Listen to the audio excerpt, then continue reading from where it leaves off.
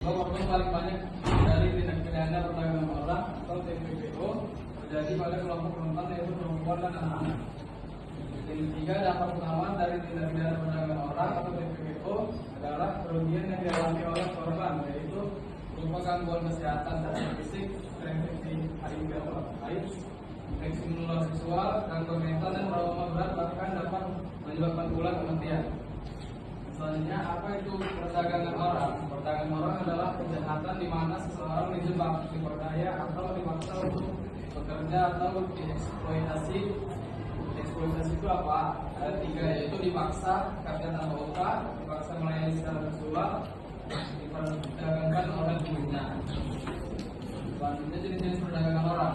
Itu yang pertama menjual anak, yang kedua pengorbanan manusia, yang ketiga pelajar paksa, yang keempat perdagangan manusia, yang kelima perdagangan pernikahan, yang keenam penjualan organ, yang ketujuh penjualan bayi, yang ke-8 penjualan anak, yang terakhir perdagangan manusia dengan kapal.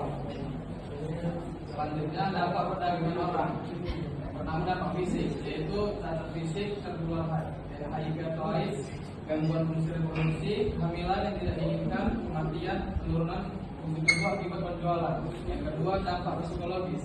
Yang pertama risiko gangguan kesehatan mental, yang kedua kecemasan, yang ketiga ketakutan, yang keempat depresi, yang terakhir trauma. Selanjutnya contoh modus perdagangan orang. Janji palsu peluang kerja dan penghasilan tinggi, melakukan menjanjikan pekerjaan dengan gaji besar, kondisi kerja nyaman, atau magang kerja di luar negeri.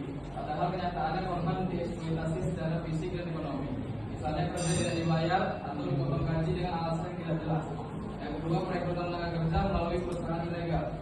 Pelaku sering menggunakan perusahaan yang tidak berizin resmi sebagai agen penyalur tenaga kerja, memasukkan dokumen seperti visa, paspor, dan kontrak kerja demi mengelabui korban.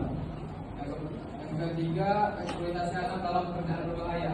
Anak-anak direkrut untuk bekerja dengan upah rendah dan dalam kondisi kerja yang membahayakan kesehatan dan keselamatan mereka. Yang keempat, pengangkatan atau penjualan bayi secara ilegal. Modus ini melibatkan penculikan atau penjualan bayi tanpa proses yang sah demi keuntungan. Selanjutnya studi kasus di Indonesia. Studi kasus di Indonesia itu yang pertama kasus perdagangan TKI ilegal di Timur Tengah dengan modus janji pekerjaan sebagai ART dengan gaji yang tinggi. Nyatanya korban dipaksa bekerja 20 jam per hari tanpa digaji dan mengalami penyiksaan. Dan ditangani oleh BP2MI, Kementerian Luar Negeri, dan Interpol. Hambatan kasus korban sulit dilacak keterlibatan oknum. Kemudian pencegahan perdagangan orang. Pencegahan primer tujuan untuk mencegah dan promosi kepada para individu, keluarga, dan kelompok. Kedua, pencegahan sekunder. Tujuan untuk menindaklanjuti korban yang sudah terlanjur masuk dalam dunia trafficking. Ketiga, pencegahan tersier atau bertujuan untuk rehabilitasi korban trafficking. Ini undang-undang tentang perdagangan orang, yaitu undang-undang yang mengatur tentang perdagangan orang di Indonesia adalah Undang-Undang Nomor 21 Tahun 2007 tentang pemberantasan tindak pidana perdagangan orang atau UU PPPO. UU ini mengatur berbagai sanksi pidana bagi pelaku tindak pidana perdagangan orang. UU yang mengatur perdagangan orang, Undang-Undang Nomor 21 Tahun 2007 tentang pemberantasan tindak pidana perdagangan orang secara spesifik mengatur tindak pidana perdagangan orang. Pasal 2 undang-undang ini menyebutkan bahwa setiap orang yang melakukan perekrutan, pengangkutan, penampungan, pengiriman, pemindahan atau penerimaan seseorang dengan ancaman kekerasan, penipuan atau penyalahgunaan kekuasaan untuk tujuan eksploitasi dapat dipidana. UU ini bertujuan memberikan perlindungan hukum bagi korban dan memberikan efek jerah bagi pelaku.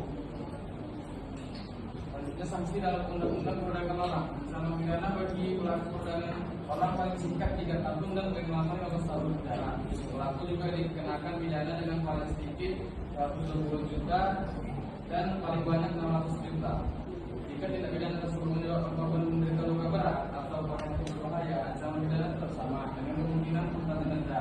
Selain pidana pokok berupa penjara dan denda, undang-undang ini juga mengatur pidana tambahan dan sanksi bagi penulis korporasi yang terlibat.